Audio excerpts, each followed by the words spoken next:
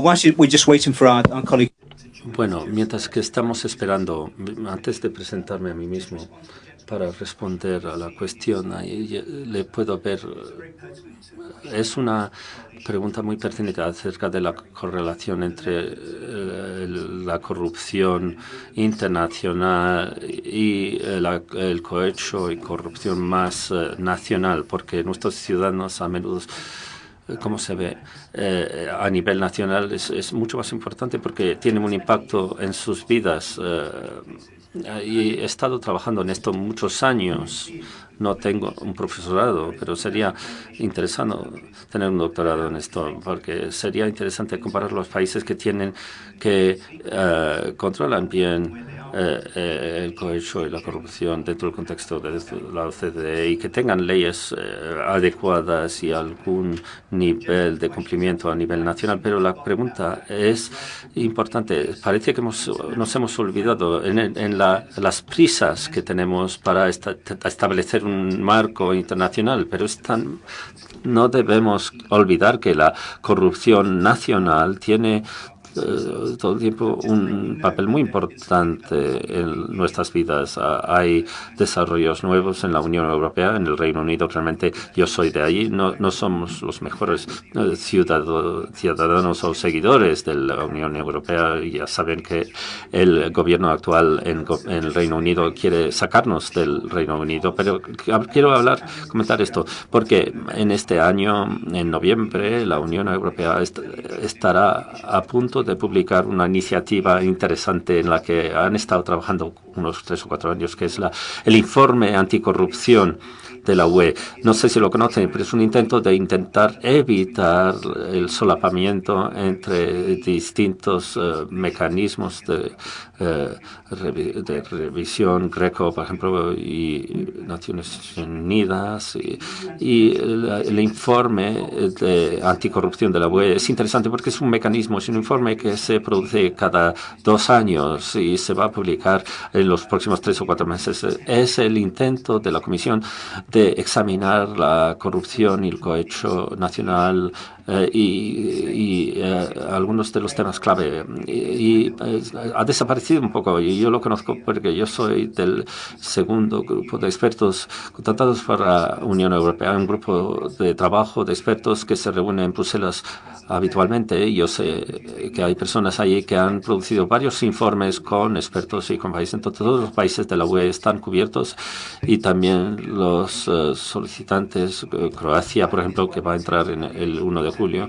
Y es un examen intensivo de la situación actual de un gran número de temas que tienen que ver con el cumplimiento de la lucha contra la corrupción y el cohecho. Si no lo conocen, miren la página, la web de la Unión Europea y se publicará en noviembre. He perdido la presentación de los comisarios publicado en 2011. Cecilia Malmström utilizó un lenguaje muy fuerte para decir que esto era la base de la lucha contra la corrupción en Europa y utilizó el lema de intenciones a resoluciones.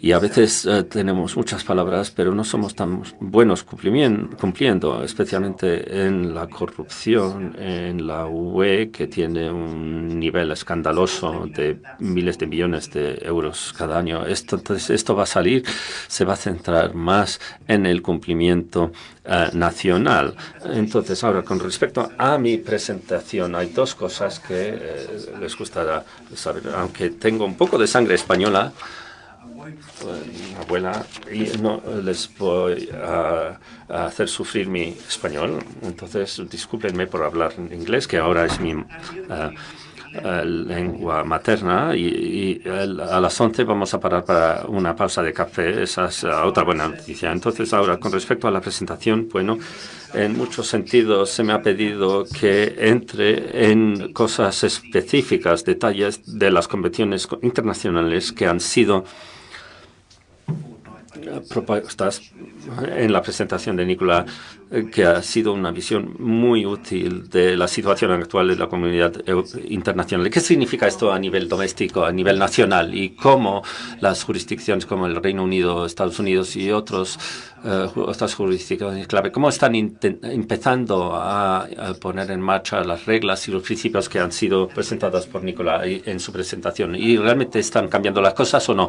Yo soy también abogado, fue fiscal, 21 años en el Reino Unido trabajando con la corrupción transnacional, cohecho, crimen organizado, delitos antiterroristas. Y después de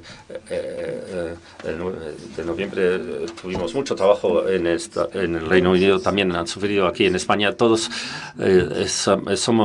sufrimos la naturaleza transnacional del crimen, de los delitos. Y el trabajo que he hecho tiene que ver con la economía, la financiación de estas actividades, porque ahí está el talón de Aquiles. Entonces, el presidente de la sesión empezó con una explicación de qué es lo que es ser abogado. Hablo de ser recto, de ser fuerte, de la integridad de los abogados. Y esto, por supuesto, es verdad. Aquí estamos en una sala llena de abogados. No estaríamos en desacuerdo.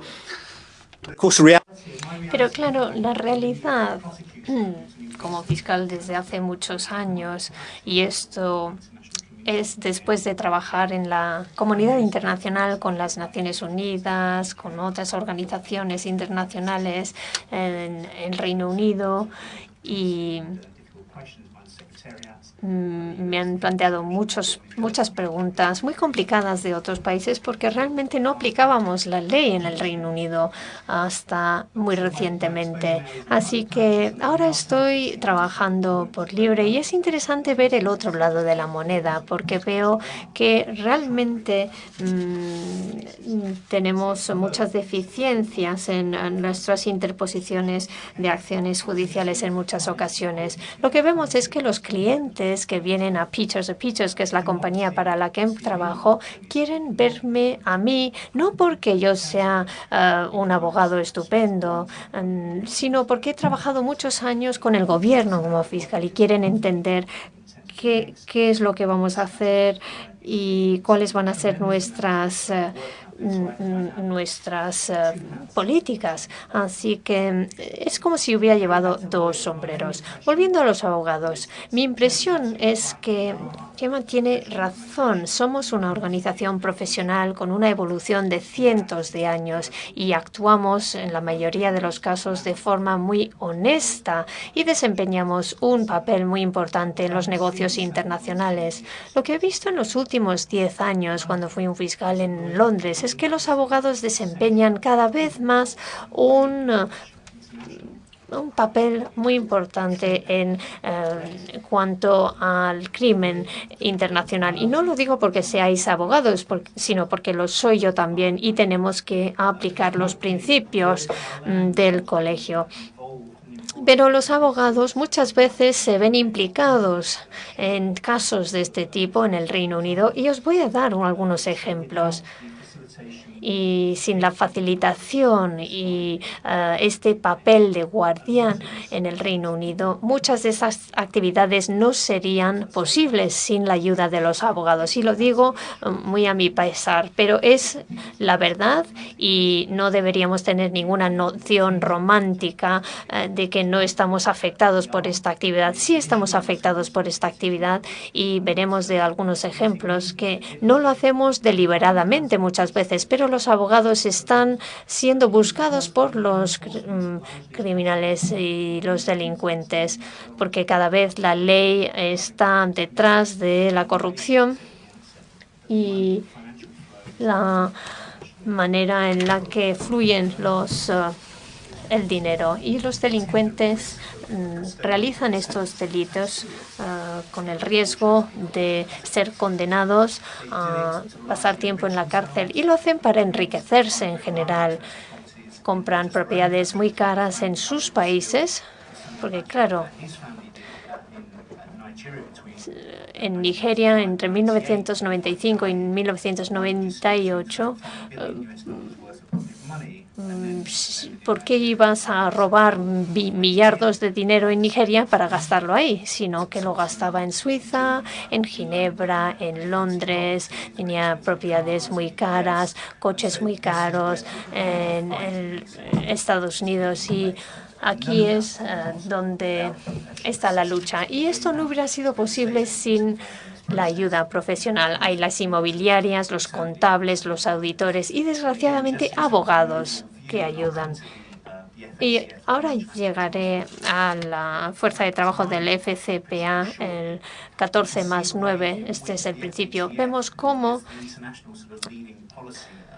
el FTF, que es el cuerpo que gobierna los principios, está ejerciendo presión sobre la profesión jurídica porque entienden que están en riesgo y que desempeñan un papel muy importante en relación con cómo se cometen estos crímenes a escala internacional. Hay una cuarta directiva contra el blanqueo de dinero. El tercero entró en vigor en el 2007 aproximadamente y el cuarto ha entrado en vigor este año. Y vemos cómo los abogados de repente están siendo arrastrados en un momento cuando no se nos regulaba para el blanqueo de dinero, no se nos consideraba un riesgo serio en cuanto al uso de dinero adquirido de forma fraudulenta. Después del 2003-2004 hasta el 2007, esto está empezando a cambiar. Y esta directiva contra el blanqueo de dinero incluye abogados y otras organizaciones y ahora forman parte del sector regulado. Y la cuarta directiva contra el blanqueo de dinero aplica presión, ejerce presión sobre los reguladores, es decir, nosotros.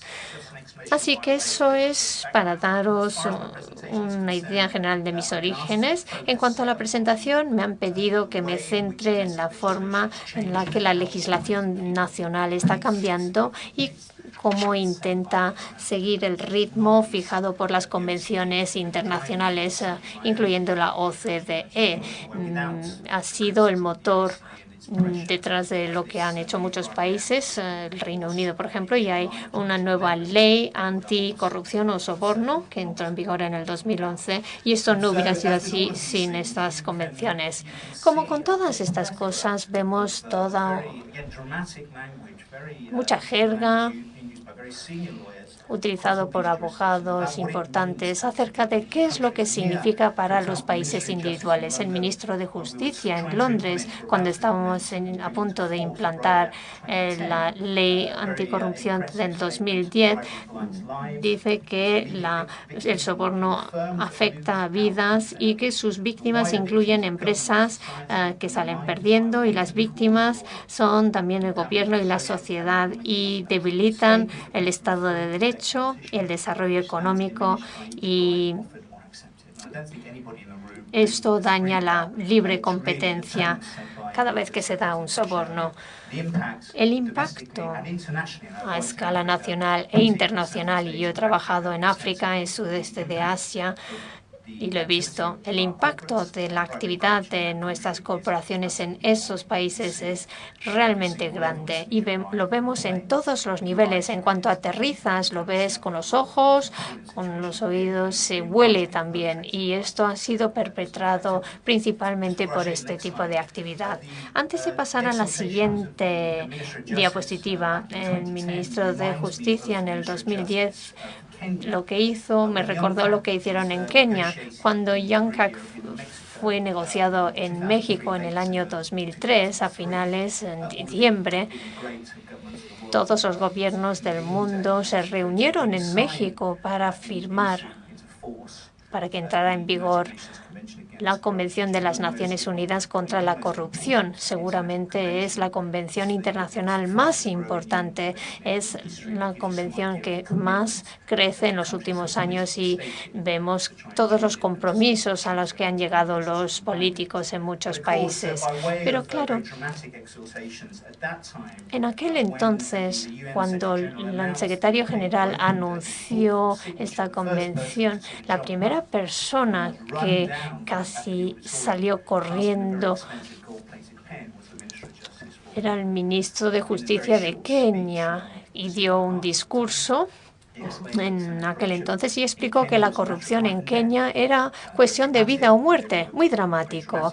Y luego firmó el documento y se marchó. Así que Kenia fue el primer país en el mundo que ratificó esta Convención de las Naciones Unidas. Pero hoy todavía no existe una legislación adecuada contra el blanqueo de dinero. De hecho, no dan poder a los agentes de seguridad para aplicar la ley. Ese ministro fue investigado 18 meses después y fue condenado a una sentencia en la cárcel y luego fue perdonado por el anterior presidente del país y fue liberado por el gran trabajo que había hecho para los ciudadanos de Kenia. Y eso realmente nos hace ver cuáles son los desafíos políticos que existen. Nuestro propio ministro de Justicia puede actuar así, pero lo importante y lo que me importa a mí en todos los años que he trabajado como fiscal es qué significa esto en cuanto a entrega, acción y producción. Y Nicola tiene toda la razón. Se trata de la aplicación de la ley y es aquí donde tenemos que intentar impulsar hacia adelante esta agenda. En cuanto al marco internacional, ya hemos oído hablar de las convenciones de la OCDE y Nicola también ha mencionado algunas de las convenciones, la Convención del Consejo de Europa contra el soborno civil y algo importante para los abogados y relacionado con el riesgo al que nos enfrentamos en este mundo de comercio internacional es el blanqueo de dinero. Esto está al centro de todo. No hemos hablado de blanqueo de dinero todavía y es el ángulo creativo que hemos utilizado como fiscales para sentenciar a aquellas personas que tienen inmunidad en jurisdicciones extranjeras. Quizá estos son casos nigerianos que han sido enjuiciados en los últimos años y quizá digan que tienen inmunidad en sus propias jurisdicciones, pero la ley en el Reino Unido dice que no tienen inmunidad ahí. Así que hemos sistemáticamente empezado a quitarles la inmunidad, porque si han blanqueado dinero en Londres, entonces se les acusará y se les interpondrá una acción judicial en Londres. Entonces, se pueden superar los problemas de investigar algunos individuos que han actuado así en sus propias jurisdicciones, porque por el caso de Guinea Ecuatorial no se puede hacer y tienen inmunidad. El FAFT, que es el grupo de trabajo basado en París, tiene una agenda. Empezó a trabajar como una pequeña colección de personas mayores que empezaban a hablar del blanqueo de dinero, basándose en los problemas con la importación y exportación de drogas y las estructuras del crimen organizado. Pero el 11 de septiembre transformó la vida de muchos funcionarios y el FAFT rápidamente vio que existía una necesidad de ver cuál era el marco internacional y al estudiarlo para ver cómo era el mundo del blanqueo del dinero, vieron que no existía un gran progreso o avances en este sentido empezaron a mejorar la aplicación de la ley para las normas internacionales contra el blanqueo de dinero. Se creó un marco con unas normas mínimas para luchar contra el blanqueo de dinero. Fue adoptado por 130 estados y el FAFT sigue desempeñando un papel muy importante porque está dentro de las normativas internacionales a nivel de políticas. En cuanto a la aplicación de esta ley, hay que mirar cómo se está implantando la ley contra el blanqueo de dinero de forma eficiente en muchos países en el mundo. En cuanto a la jurisdicción extraterritorial, quería daros dos ejemplos. El caso de Estados Unidos, el FCPA, y la ley antisoborno del Reino Unido. Os voy a dar también mi punto de vista cínico, porque estas dos leyes han sufrido debido a las políticas que hay detrás. El FCPA Bueno, es interesante porque hemos visto antes, como bien ha dicho Nicola en su presentación, esto surgió debido a los problemas que tuvo Estados Unidos a mediados de los 70 con la investigación de Lockheed. De hecho, el comité se dio cuenta de que el modelo económico y comercial en Estados Unidos, que se exporta en todo el mundo, estaba sufriendo mucho y se empezó a dar cuenta de que sus compañías habían sido muy activos de forma ilegal en muchos países en vías de desarrollo, sin casi ningún nivel de interposiciones o acusaciones. Hubo una gran batalla por parte de las corporaciones para evitar que esto entrara en los libros, en los estatutos. Pero luego pensaron que no habría mucho problema porque no se aplicaría la ley. Y creo que es verdad. El FCPA estuvo sin actuar muchos años y realmente aplicaba unas multas muy pequeñas, y cuando un fiscal estadounidense ha dicho que se acusaron hubo muchas acciones judiciales antes de 1995, simplemente se refieren a que hubo pequeñas multas por delitos de contabilidad menores. En el Reino Unido o en Londres hubo una situación parecida, pero en 1994-95 parece que fue un momento cuando empezaron a cambiar las cosas. Se pidió integridad, como se ha dicho aquí, se empezó a hacer cosas. En el periodo 95 hasta los últimos años hubo una explosión en la manera en la que la aplicación de la ley ha sido desarrollada contra las actividades corporativas. El FCPA se centró en dos áreas, en la parte contra la corrupción y las disposiciones de contabilidad, que era una manera de atacar a las corporaciones también. Como ya hemos dicho, esto tiene que ver con todo tipo de delitos, la oferta de un pago, una promesa para la autorización de un pago, cualquier cosa de valor, dinero, a cualquier funcionario, hacer un pago ilícito para obtener o mantener un negocio. Y esto os estaréis familiarizados con eso si conocéis la Convención de la OCDE.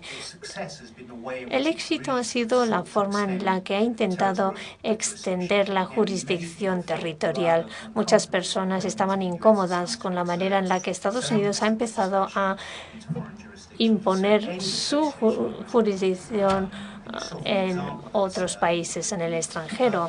El ejemplo que ha dado Nicola antes es que cualquier asociación, incluso el uso de dólares, cantidades de dólares, es suficiente para que haya una jurisdicción, un vínculo con los Estados Unidos.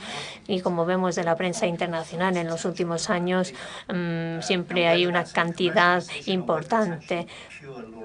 No sé si es simplemente aplicación de la ley o qué, pero da igual lo que se diga, ha tenido mucho éxito. He podido trabajar con los investigadores estadounidenses en casos en el pasado y también he estado en Bangladesh mientras trabajaba para una organización internacional en Suiza y me crucé con unos investigadores estadounidenses que estaban investigando la corrupción o el soborno de funcionarios, y el primer ministro de Bangladesh y nosotros buscábamos dinero que había sido adquirido ilegalmente, y realmente había un solapamiento ahí con los poderes del ministro de Justicia. Así que sí, trabajaban en ese caso abogados y policías. Son muy agresivos en su forma de trabajar, pero tienen éxito. Y en cuanto a las cantidades incautadas, las cantidades son enormes. Sabemos lo del caso de Siemens, son cifras de millardos, y más recientemente unas grandes investigaciones que nos han dado cifras muy importantes. Y para resaltarlo más, recordaréis el acto Frank Dodd después de la crisis financiera del 2008. En este estatuto hay una disposición donde personas que denuncian la existencia de prácticas ilegales pueden acercarse, y la remuneración o la compensación que se les da son cantidades muy importantes. Ha habido 2, incluso 3 personas que han denunciado, 2 informantes donde han recibido grandes cantidades de dinero. Nosotros tenemos una legislación muy sofisticada para los informantes en el Reino Unido, y nosotros normalmente no pagamos a los testigos, porque si no, esto afecta a la credibilidad y no podríamos tener una sentencia si se le hubiera pagado al testigo 5 millones de dólares como recompensa por su información. Entonces los americanos tienen una manera distinta de hacer las cosas. Ha sido eficaz, aunque es cuestionable en algunas ocasiones. Pero está claro que han impulsado la legislación doméstica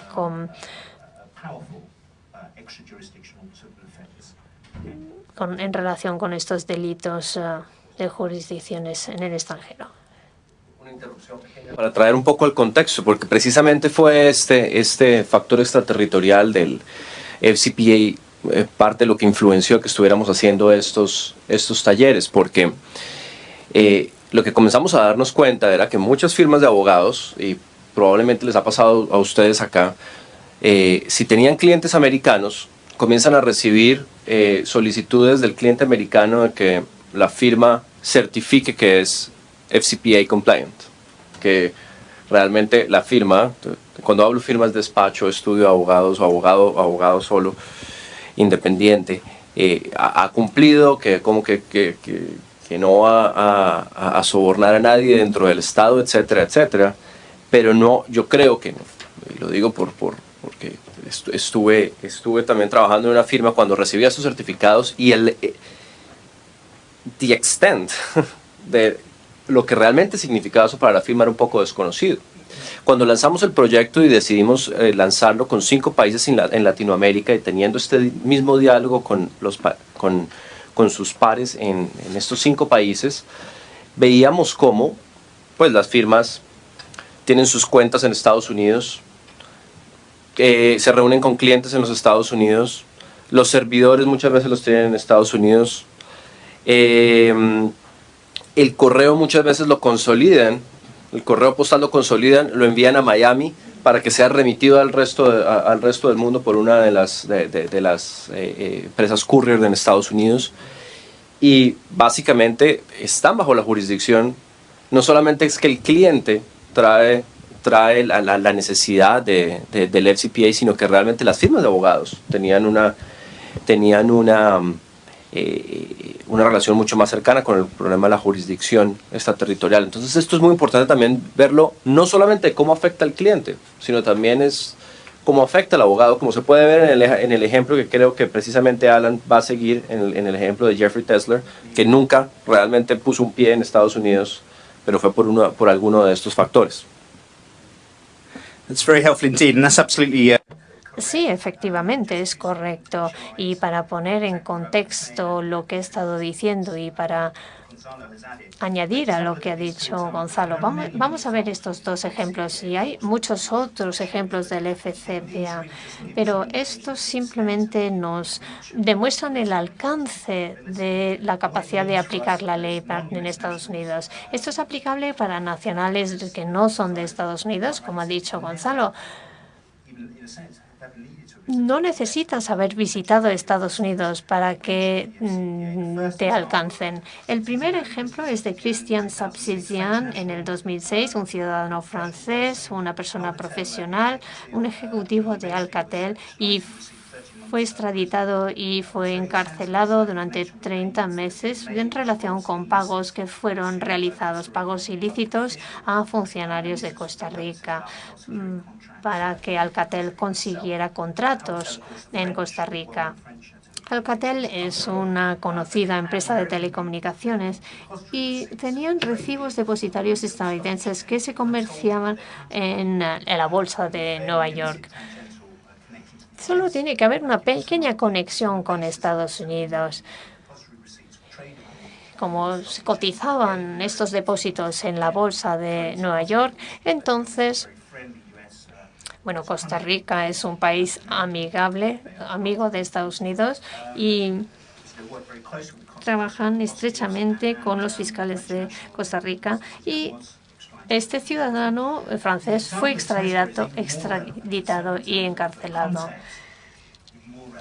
Otro caso pertinente es el de Jeffrey Tesler, que tiene una condena de 2-3 años en Estados Unidos. Él es ciudadano británico, sigue siendo abogado en el Reino Unido. Y lo interesante del caso de Tesler, y esto lo averigüé recientemente cuando mis colegas en Peaches nos me dijeron que había venido buscando asesoramiento hace unos años, porque la actividad que él realizaba lo había realizado muchos años antes en Nigeria y tiene que ver con el soborno de funcionarios para contratos de Bonny Island que fueron adjudicados a Kellogg's y KBR, la filial. Tesler, y esto demuestra los problemas que tenemos como abogados, Tesler fue elegido específicamente por parte de unos delincuentes que actuaban por parte de los nigerianos y los americanos que iban a beneficiarse. Tesler no era un abogado que trabajaba para Linklaters o Clifford Chance o otros despachos importantes. Tenía un despacho muy pequeño con pocos abogados en una sucursal o una oficina en Londres y trabajaba con divorcios y temas familiares. Y de repente se ve implicado con unos clientes muy rentables. No se podía creer que estaban a punto de pagarle una gran cantidad de dinero por este asesoramiento profesional. Y Tesler no se dio cuenta de cuál era el riesgo. Y si se dio cuenta, pues empezó a formar parte de una operación muy sofisticada de blanqueo de dinero con la complicidad de funcionarios de alto nivel en Nigeria, un país donde es difícil de trabajar a cualquier nivel. Se dio cuenta de que había un riesgo en una primera fase pero no estaba obligado en aquel entonces, bajo la legislación del Reino Unido, de informar sobre ello. Pero tenía alguna sospecha, porque él vino a mi despacho y quizá visitó otros despachos buscando asesoramiento. No puedo decir cuál era el de asesoramiento, pero se le dijo que se estaba exponiendo a riesgo. No se lo creyó necesariamente, se marchó y unos años después ahora se utiliza este ejemplo por parte de la OCDE por orquestar este contrato con Nigeria. Y era la exposición a este riesgo de un abogado del Reino Unido. Buscó asesoramiento de otro despacho, pero no tuvo éxito porque las autoridades estadounidenses ya se habían dado cuenta de cuáles eran sus actividades y seguramente al principio no se dio cuenta de que estaba formando parte de un proceso de blanqueo de dinero en todo el mundo para luego transportar ese dinero a Nigeria en dólares estadounidenses, que eso permitía un vínculo con la jurisdicción de Estados Unidos para financiar el soborno para ser adjudicados con contratos. Y Nicola, de nuevo, siento robarte ese momento antes, pero demostró en su diapositiva lo complejo que era esa operación. Lo crítico es que era un abogado con muy poca experiencia en actividades internacionales y se vio involucrado en unas actividades y se dejó tentar por la gran rentabilidad de las actividades y esto llevó a que fuera condenada. Pero cuando se dio cuenta de lo que estaba ocurriendo ya era demasiado tarde. Resistió durante unos años la extradición, pero gracias a un acuerdo negociado con los fiscales estadounidenses, y sospecho que gracias al hecho de que solo recibió una condena de 2 años, seguramente aportó mucha información a los fiscales en Estados Unidos para que pudieran investigar el escándalo. No creo que le dieron dinero por haberlo hecho, pero quizás se quitó 15 años de cárcel. Tessa fue extraditado y ahora está en una cárcel ahí. Y para poner en contexto este tema, tenemos que ser conscientes del riesgo. Antes de pasar a la ley de soborno, con micrófono, por favor. Sí, efectivamente, había muchos temas, pero las comunicaciones eran algo que estudiaron los estadounidenses. También el uso de la moneda dólar creó un vínculo de jurisdicción y, como dijo Gonzalo, Tessa nunca había puesto pie en Estados Unidos, pero no importa.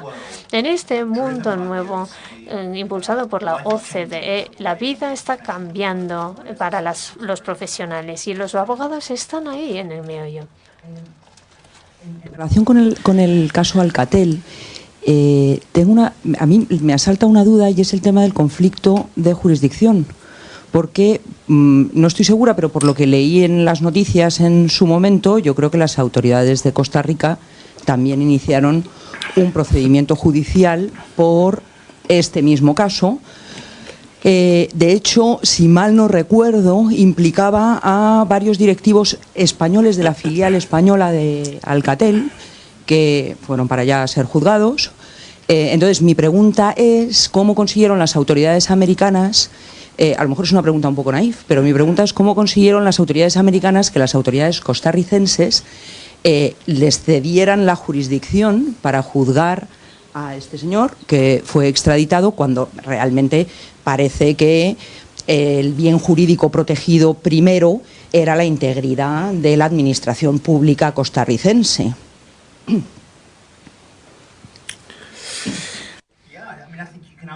Pues sí, yo creo que se podrían plantear esas preguntas en muchos casos de la FCPA. Es verdad que los americanos tienen mucho poder y esto lo he visto en investigaciones de la Oficina contra el Fraude Serio y son los americanos que lideran siempre. En el caso de Costa Rica no conozco los detalles del caso de Alcatel, solo una parte, porque contratamos un fiscal en algún momento que había trabajado en ese caso. Pero no queda duda de que los americanos son muy visibles en Costa Rica y ayudaron en las investigaciones. Y creo que cuando se dieron cuenta de que existía un vínculo con Estados Unidos, dedicaron mucho tiempo asesorando a los fiscales y el ministro de Justicia en Costa Rica. O sea que creo que existía un acuerdo político que permitiera que los estadounidenses pudieran tomar la iniciativa. Es que de este ejemplo podríamos sacar la conclusión de lo que vulgarmente se ha denominado mucha presión norteamericana o imperialismo norteamericano, el principio male captus bene detentus, que ahí lo platican con absoluta asiduidad y sin importarles cómo haya sido detenido la persona. También es un supuesto de reextradición que está rigurosamente prohibida, ¿no? Pero lo cual es que no debemos considerar que los norteamericanos son los únicos malos de la película. Cuando Estados Unidos desembarcó en Panamá y secuestró literalmente al dictador Noriega por tráfico de estupefacientes, recuerdo que Francia puso el grito en el cielo y dijo: qué barbaridad el imperialismo norteamericano a lo que llega, que es capaz de asaltar un pequeño país, un narcotraficante prácticamente de poca monta, más casi le consideraban pues uno que se dedicaba a la venta de la droga, al menudeo, ¿no? Y entonces, bueno, Francia protestó. Noriega fue llevado a Estados Unidos. Pero luego Francia pidió la extradición a Estados Unidos, la extradición de Noriega, por un delito posterior al hecho cometido a los hechos cometidos por Noriega. Entonces Estados Unidos entregó a Noriega a Francia. En Francia fue juzgado, condenado, pasó pues sus 10 años y ahora ya ha vuelto a Panamá. No sé si se ha muerto, ¿no? Pero quiero decir que los malos no son siempre los norteamericanos, ¿no? ¿Sigue en la cárcel en Francia? En Panamá, pero esta vez condenado por los panameños. O sea, un juego a 3 bandas. Aprovechando esta pequeña pausa, quería darle las gracias a Alan por introducir el tema del blanqueo de capitales, porque nos estábamos yendo en la corrupción, haciéndola casi sinónima del soborno. Pero quiero también precisar que mi intervención inicial no está inspirada por el romanticismo. Es decir, creo que en la actualidad la abogacía sigue cumpliendo con las funciones que le confiere el ordenamiento jurídico, y que si bien existen estos casos puntuales de corrupción o de delito, son absoluta y totalmente, por muy graves que sean, anecdóticos. Dentro de una población legal de 180.000 abogados en España, que se juzgue a 3, 4, 5, 6 es absolutamente inevitable. Don Eduardo Fungueriño ha hecho mención hace un momento de 4 situaciones que afectan a jueces, y el cuerpo judicial es bastante más reducido, lamentablemente, que el cuerpo de la abogacía. Yo soy un firme defensor y estoy absolutamente agradecido a la Unión Europea de que haya incorporado a los abogados dentro del elenco de sujetos obligados. Porque si no lo hubiese hecho, en un momento determinado la abogacía institucional dio una pelea para no estar en esa lista, nuestra situación sería mucho más frágil y seríamos mucho más vulnerables a los delincuentes. Pero yo creo que de todas maneras la normativa actual, preventiva, contra el blanqueo de capitales, en lo que a la profesión de abogados en España se refiere, es absolutamente exagerada. Imponer la cantidad de obligaciones que se imponen a los sujetos obligados, a todos los abogados que de alguna manera se dediquen, incluso de manera absolutamente esporádica, a las actividades hipotecarias, inmobiliarias o financieras, en las mismas condiciones que a la entidad bancaria más importante de España, porque no establece diferencias la legislación, es una absoluta exageración. Además, creo que se comete aquí sí un pecado de ingenuidad, porque se somete a estas obligaciones a quienes no estamos por la labor de realizar actividades penadas por la ley, y no se somete a estas obligaciones a los que sí lo están. Quiero decir que el abogado que realmente se dedique a colaborar con el blanqueo de capitales no es un abogado, es un delincuente, y no necesita ni cumplirá todo el elenco de obligaciones que se le imponen.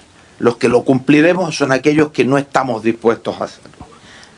Solamente hay una excepción a esto, que es el problema de la imprudencia, el problema de la responsabilidad por el blanqueo de capitales en su elemento imprudente, que sí, pero esto se resuelve no imponiendo 30 obligaciones a todos los despachos de abogados. Esto se resuelve con otros medios, fundamentalmente con la difusión de estas normas y con la mentalización de que los abogados, como cualquier otro profesional o cualquier otra actividad, somos vulnerables a colaborar con el delito, porque el delito está ahí, nada más. Aún a riesgo de concitar el odio de los presentes, retrasando la pausa. Well, just before the break, Capitales. Ese es el defecto gravísimo de nuestro legislador, de que trate de tipificar delitos de sospecha. y que son luego muy difíciles de probar. Es decir, no toda ocupación de una cantidad de dinero corresponde a la comisión de un delito previo. Es muy difícil probarlo. Y a veces la ocupación de ese dinero no declarado podría sustanciarse simplemente mediante una sanción administrativa o delito o un castigo penal por defraudación tributaria. A propósito de Salvador, decía antes que España había implementado todos los delitos de los convenios en su legislación, con una excepción. El delito, voy a ser muy breve, el delito de enriquecimiento ilícito, que tiene mucha aceptación en los delitos de sospecha, desde luego, y que tiene mucha aceptación en el área jurídica iberoamericana. En 1990, pues recibimos una demanda de extradición procedente de Colombia en relación con un funcionario colombiano al que se le acusaba de enriquecimiento ilícito. Muy sencillo, en el año, por ejemplo, 92, tenía un patrimonio de 100 y en el año 97, pues tenía un patrimonio de 200.000. Entonces, bueno, la cosa parecía clara, pero entonces dijimos, no, porque falta la doble incriminación en este caso, en relación con el convenio de Colombia. El convenio de Colombia, además, antes, en aquellas fechas, me parece que era de numerus clausus, no era de numerus apertus como hay ahora un protocolo en relación con Colombia. Entonces nosotros dijimos a las autoridades colombianas, oiga, en España no existe el delito de enriquecimiento ilícito. En España existe la defraudación tributaria. Dígame usted si desde el año 92 ha defraudado el IRPF del año 92, el IVA del año 92, el impuesto de sociedades del año 92 y los otros impuestos que haya por cantidad superior a lo que fuera entonces, que ahora son 120.000 euros. Dígame lo mismo del año 93, dígame lo mismo del año 94 y dígame lo mismo del año 95. No lo pudieron demostrar y entonces dijimos, pues lo sentimos muchísimo, pero no ha lugar a la extradición, por eso. Simplemente, y yo creo que está bien no recoger el delito de enriquecimiento ilícito, que como el delito de blanqueo de capitales es un delito dificilísimo de probar para la acusación, aparte de que él saltó la carga de la prueba al acusado, ¿no? Gracias, perdón. Realmente lo que hemos tratado de hacer en el taller es irnos por el lado de soborno, y si bien le hemos dado el título de corrupción, realmente como ustedes han visto por la misma introducción que tuvimos con Nicolás, estamos hablando del tema de corrupción internacional. Vamos a tomar prestados algunos conceptos, como vamos a ver más tarde, porque como Nilsson lo dijo muy ciertamente, ha habido conceptos que se han introducido dentro de la práctica de ustedes, como el due diligence y realmente conocer a su cliente, que cuando uno mira el tema de anticorrupción, son conceptos que se pueden prestar entre el uno y el otro. Pero, Alan, si quieres continuar. Okay.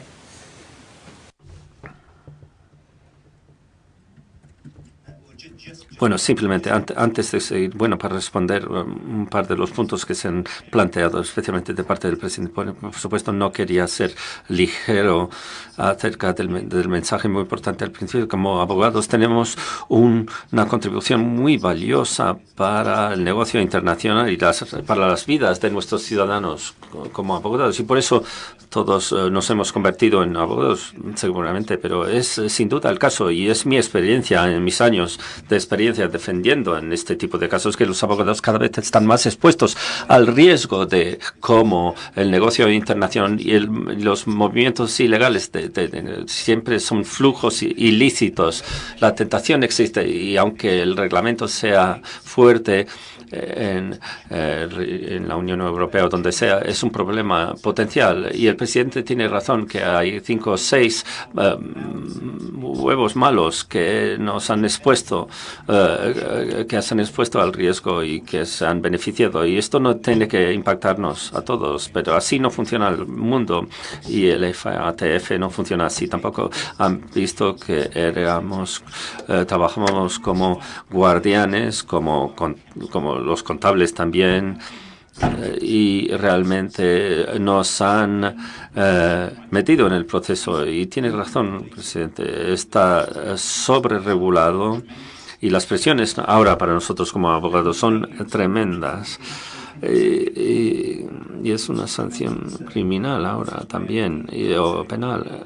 Y esta es nuestra preocupación para erradicar el cohecho, corrupción, el blanqueo y el terrorismo, que también a menudo está en el corazón de estas iniciativas. Y con respecto al enriquecimiento ilícito, me alegro de que se haya mencionado, porque ha sido un problema en mucho trabajo en el que he estado trabajando en Suiza, cooperando con países en vías de desarrollo. Y un ejemplo perfecto es el de Bangladesh, con una legislación muy rudimentaria por sus líderes corruptos, pero tenían esta figura de enriquecimiento ilícito y lo utilizaron para perseguir dineros, cantidades enormes que habían sido robadas durante años por la élite para intentar conseguir la cooperación de otros países. Pero hubo un problema porque muchas jurisdicciones, casi todas en la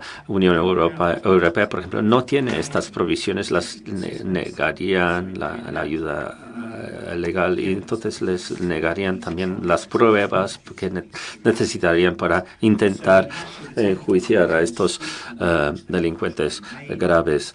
Y entonces había que cambiar la forma en la que se hacía. Entonces se convirtió en fraude, en cohecho, cualquier cosa que no se llamara enriquecimiento ilícito. Y los impuestos también están vinculados con el blanqueo y con centros financieros. Y Suiza, por ejemplo, bueno, tengo un caso ahora en Londres, los suizos no ayudarán en cooperación para fiscales o abogados que les llegan con una petición para examinar la evasión de impuestos y los suizos no lo consideran como delito penal. Entonces, pero así funciona y esto es pertinente para el trabajo.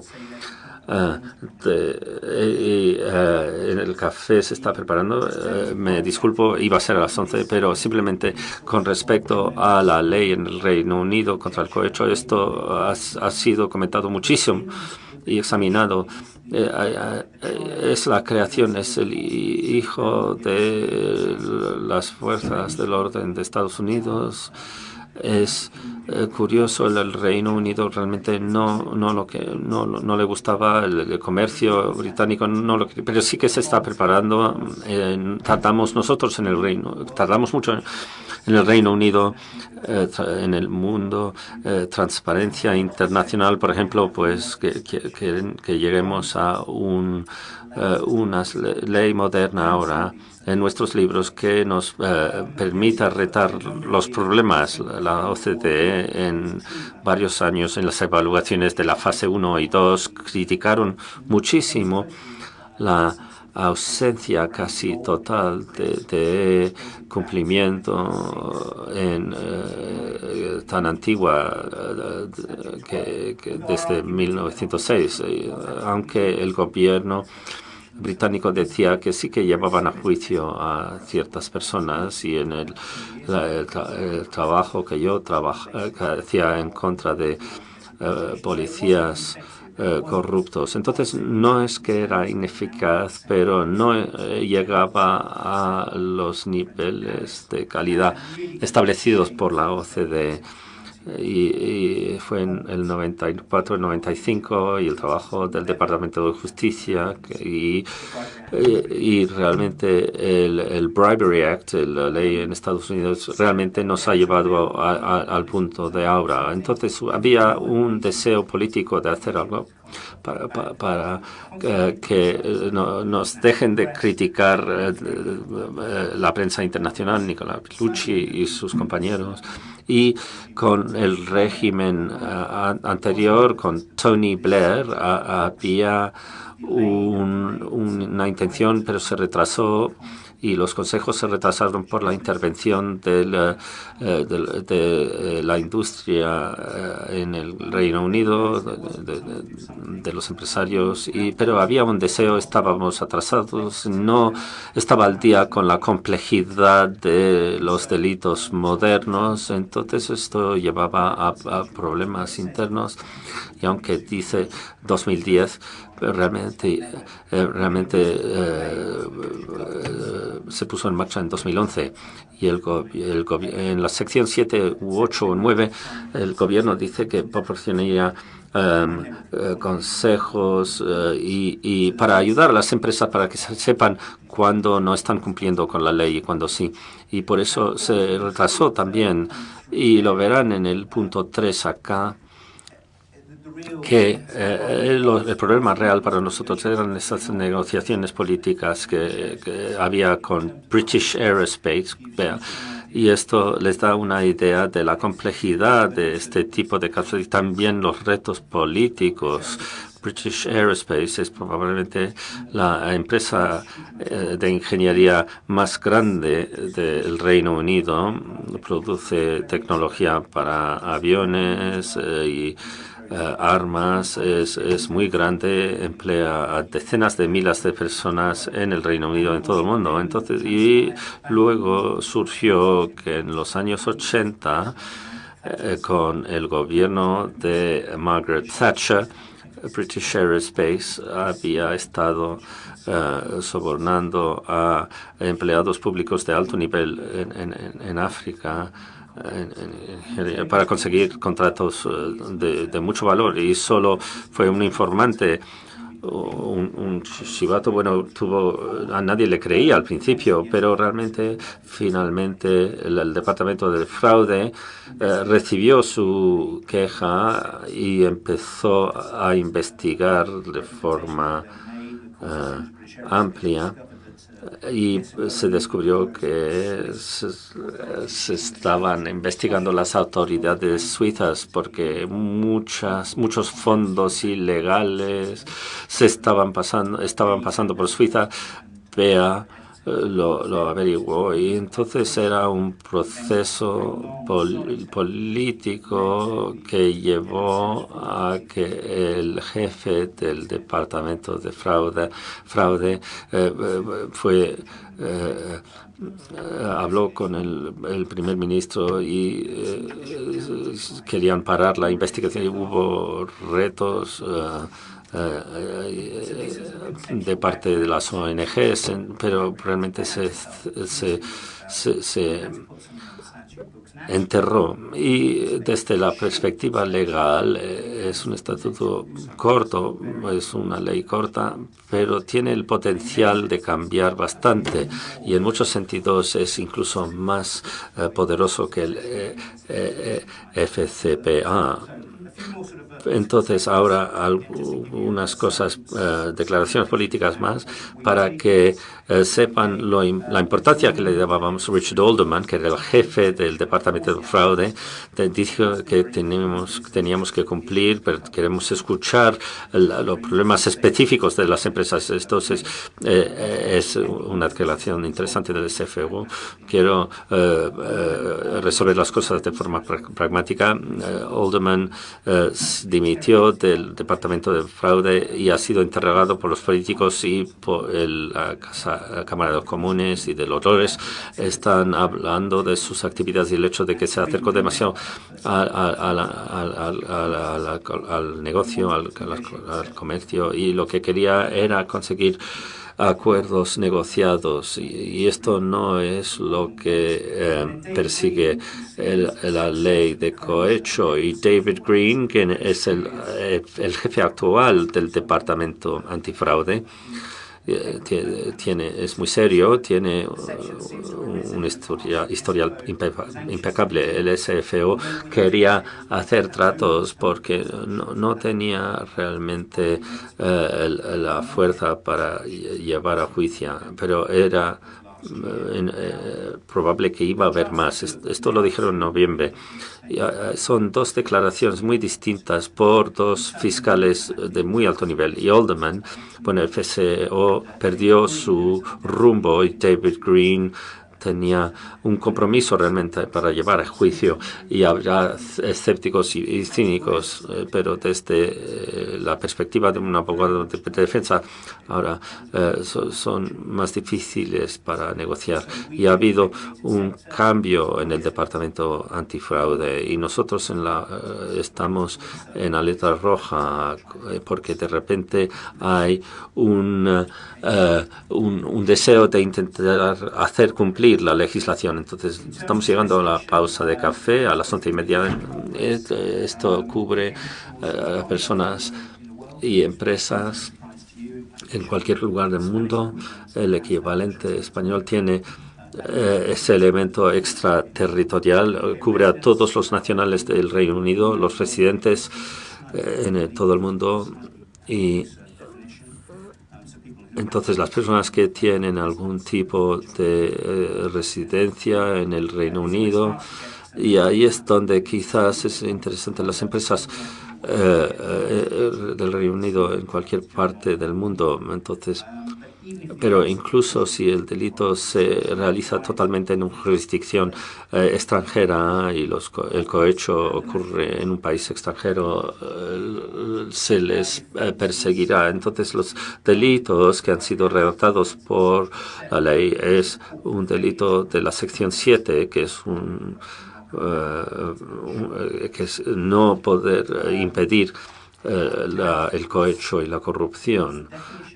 Son las definiciones de la apariencia de lo corporativo que tiene mucho interés. Entonces, para los abogados que aconsejan a filiales de una empresa británica aquí o una empresa extranjera en Colombia, por ejemplo, una filial o incluso un consultor o un experto que trabaja para una empresa británica o una filial, hay un riesgo porque en este momento no hay una interpretación judicial específica en muchas de las disposiciones de la ley de cohecho.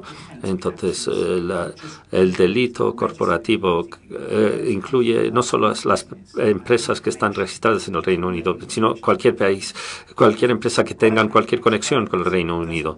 Entonces, no realmente explica la intención de los políticos con esto. Entonces, se dejará en manos de los jueces en el futuro. Pero esto se amplía a un abogado español que visita Londres habitualmente, que aconseje a una empresa británica con respecto a sus actividades o las actividades de su empresa en Colombia. Probablemente.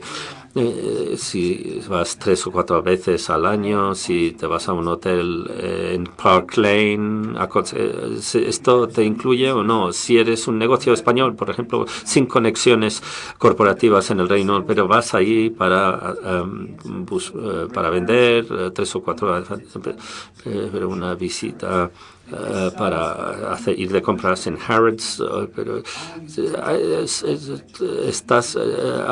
¿te abarca la legislación o no? Esto es un debate en el Reino Unido, ahora en el Reino Unido. La filosofía política en esta ley no queda clara. Y los no nacionales, si tienen cualquier conexión comercial, no sé si podrían ser abarcados por esta legislación. Entonces es un desarrollo bastante dramático y incluso no está cubierto por el FCPA de Estados Unidos. Y hay que tener mecanismos en el extranjero, y aquí donde Enrico y su conocimiento tendrá su importancia, porque tendrán que tener sistemas de cumplimiento, de aplicación adecuados para dirigirse a los riesgos en las distintas jurisdicciones. Nicola puede darles muchos ejemplos de cómo este tipo de cohecho y corrupción ocurrió en los años 90 y 2000. Un consultor local, por ejemplo, la persona en Lesoto, para hacer el trabajo sucio de parte de la empresa. Ya no es posible, porque si la actividad de este extranjero, que es un consultor en esa jurisdicción, está implicado en cohecho, hay una conspiración. El impacto en Londres es importante. Entonces, no se puede esconder en el hecho de que hay una persona de nacionalidad extranjera implicada, y esto es algo que los abogados en Londres tienen que mirar por el riesgo de la sección 7 de que esté abarcada la empresa. ¿Hay alguna pregunta?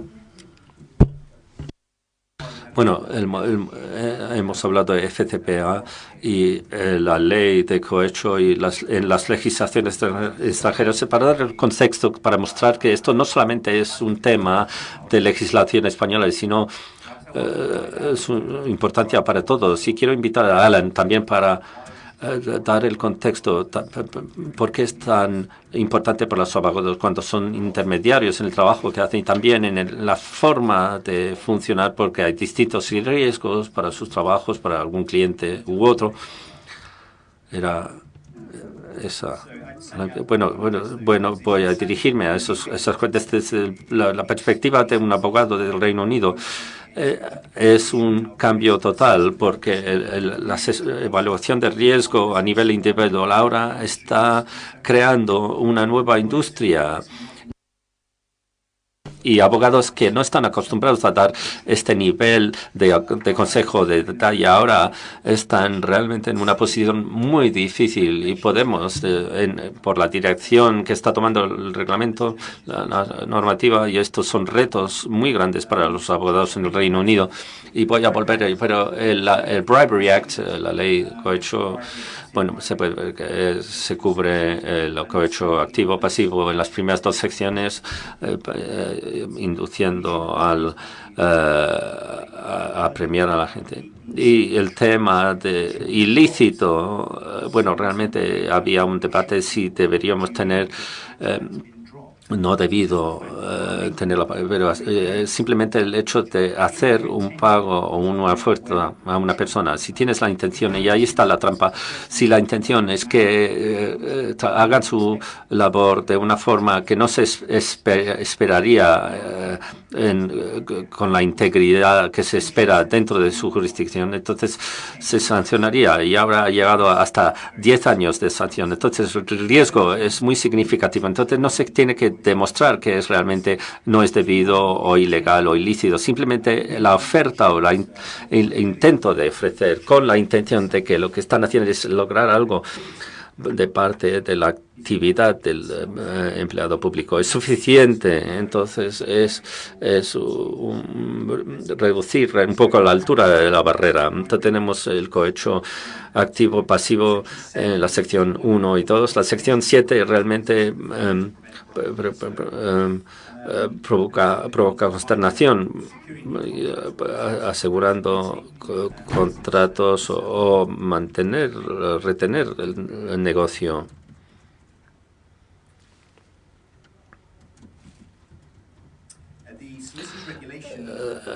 El reglamento,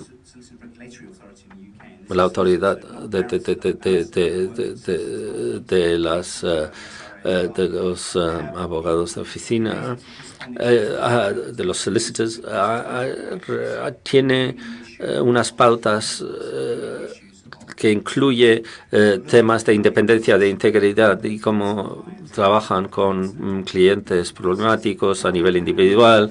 Y también, finalmente, por supuesto, y esto es importante para nosotros como abogados, para mantener el nivel de confianza pública en nuestro trabajo y cómo lo hacemos. Y ahora podemos empezar a ver, y esto es importante para el trabajo de los abogados del Ministerio de Justicia, en sus guías, sus ayudas, dice que no hay procedimientos que puedan impedir todo el cohecho, pero un enfoque basado en el riesgo se centrará el impacto. Y en esta ley ha habido unos desarrollos comerciales muy grandes por empresas que no conocemos y están proporcionamos una lista de verificación de cumplimiento, porque este negocio que está en auge en el Reino Unido, Estados Unidos, está proporcionando aplicación o cumplimiento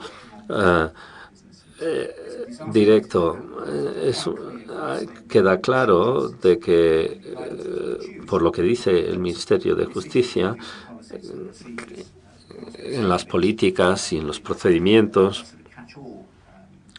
con una disposición para abarcar todo, no es suficiente, no es bastante bueno. Y lo que veremos con los primeros juicios querrán ver un enfoque basado en riesgos. Si funcionas como empresa petrolífera en Nigeria o Tanzania, hay que conocer los riesgos y conocer la historia, la cultura y ser casi antropólogo para conocer desde dónde pueden venir los riesgos. Si están trabajando para una empresa de minería en Asia del Sur, por ejemplo, hay que tener un acercamiento basado en el riesgo para ver exactamente cómo funciona la corrupción en esta jurisdicción.